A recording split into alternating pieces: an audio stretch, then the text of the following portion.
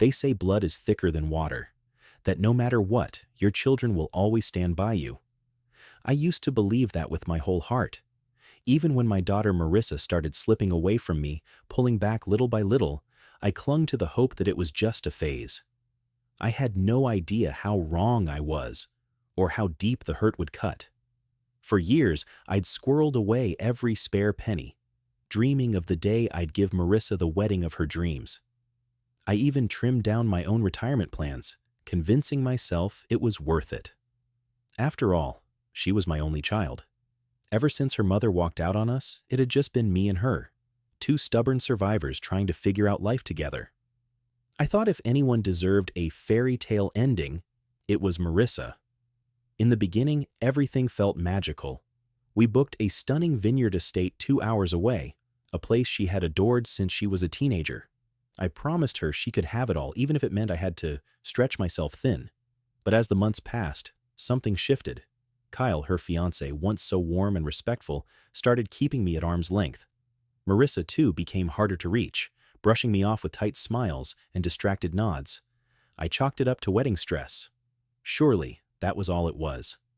Then came the night that shattered everything. Marissa showed up at my house with Kyle in tow, both of them wearing grim expressions. I should have seen it coming, but I didn't. I greeted them warmly, heartful, expecting another chat about seating charts or floral arrangements. Instead, Marissa's voice wavered as she said, "Dad, there's something we need to discuss." "Anything," I said, eager to help. What came next felt like a sucker punch. "I think it would be better if you didn't come to the wedding," she said, avoiding my eyes. I sat there, stunned, my mind refusing to make sense of the words. "Why?" I finally managed to choke out. She hesitated, then forced the words out. "You and Kyle, you don't get along. We just think it's better, less stressful for everyone." Kyle didn't miss a beat. He leaned in, cold and sharp, and said, "This isn't about the money, Mr. Morrison. Marissa needs peace. We both do." I sat frozen, hearing them but not believing them. After everything, the late nights spent scouring bridal magazines, the sacrifices, the quiet pride I carried knowing I was giving her something special, I was now being labeled a disruption. When they left, the click of the door sounded final, like a tomb snapping shut.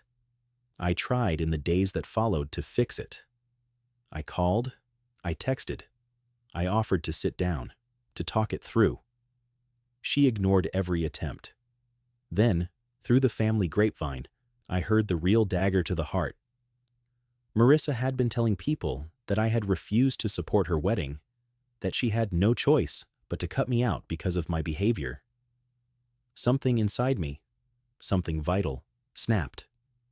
If she truly didn't want me there, if she thought so little of me, then why was I still footing the bill for a wedding I wasn't welcome at? The answer was clear. One by one, I picked up the phone. The caterer, the photographer, the florist, the DJ, the dressmaker. I called them all. With calm, polite words, I canceled every single contract. I reminded them who had paid the deposits, whose name was on the agreements. When the venue manager protested, I simply pointed him to the paperwork. End of discussion. 3 days before the big day, my phone rang. It was Marissa, and she was sobbing so hard she could barely speak. "Dad, everything's falling apart. I don't know what happened. The caterer, the venue. Everything's gone. Please, you have to fix this. We can't move it now. It's too late." I listened to her desperation, my heart cracking open and bleeding inside my chest. I let the silence stretch between us before answering.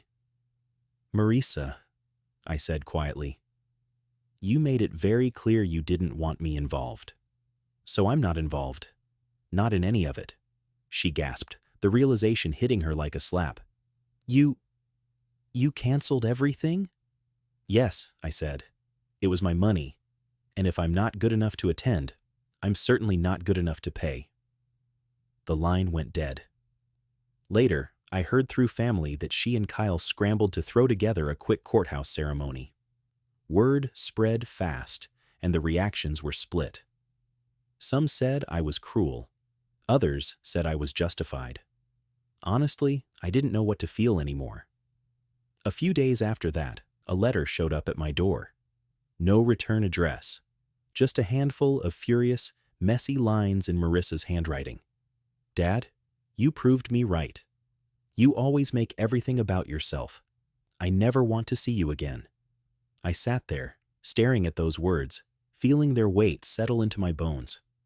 And for the first time, I wondered, in trying so hard to give her everything, had I ended up losing the only thing that really mattered?